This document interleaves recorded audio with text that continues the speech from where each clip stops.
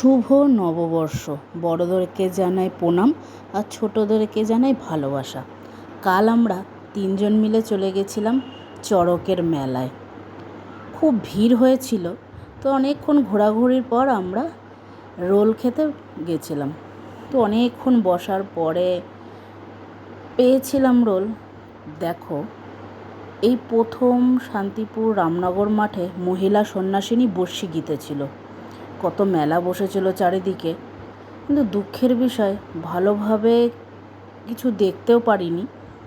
কারণটা তোমরা দেখতেই পাবে। এই দেখো, হঠাৎই প্রচণ্ড ঝড় চলে এসেছিল, তার জন্যে কিছু কেনাকাটাও করা হয়নি, আর চড়ক ঘোড়া পুরোটা দেখাও হয়নি। এত ঝড় হচ্ছিল, বৃষ্টি খুব একটা হয়নি। তো আসার পথে আমাদের বাড়ির কাছেই চড়কটাও দেখে গেলাম।